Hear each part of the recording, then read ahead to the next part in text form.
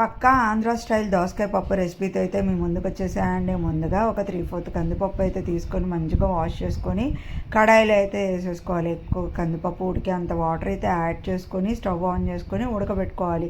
మధ్య మధ్యలో చూసుకుంటూ వాటర్ అవసరమైతే యాడ్ చేసుకొని పప్పు మంచిగా ఉడికే వరకు అయితే ఉడకబెట్టుకున్న తర్వాత అందులో ఒక దోసకాయ, ఒక టమాటో, 5-6 పచ్చిమిరపకాయలు, ఒక చిన్న చింతపండు రబ్బ, కొద్దిగా పసుపు అయితే యాడ్ చేసుకొని మళ్ళీ మూత పెట్టుకొని మంచిగా మగ్గబెట్టుకోవాలి.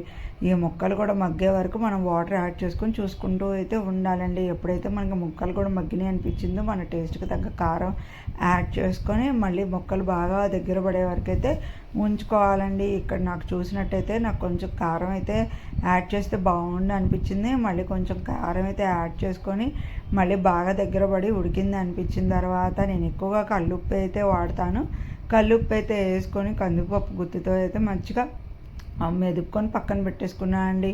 వేరే కడాయి పెట్టుకొని ఆయిల్ యాడ్ చేసుకొని దంచిన చిన్నులపాయలు, తాలింపు గింజలు, ఉల్లిపాయలు, కరివేపాకు అయితే వేసుకొని ఇది కూడా ఈ పప్పులో అయితే మిక్స్ చేసుకొని దగ్గర పడే వరకు అయితే ఉంచుకోవడమే అండి. ఇది మొత్తం మంచిగా దగ్గర పడి ఉడికింది అనిపించిన తర్వాత ఓ గుప్పెడు కొత్తిమీర అయితే వేసుకొని దింపేసుకోవడమే అండి. చాలా టేస్ట్ ఉంటుంది. దీనికి ప్రెషర్ కుక్కర్కి చాలా తేడా ఉంటుందండి. మనకి టైం ఒకటే పడుతుందండి. మనకి ప్రెషర్ పోయే టైం మనం గమనించుకోము, అంతే డిఫరెన్స్. కానీ దీని టేస్ట్కి దానికి టేస్ట్కి అసలు సంబంధం ఉండదు. ఇట్లా వండి చూడండి, చాలా బాగుంటుంది. Trust me must try.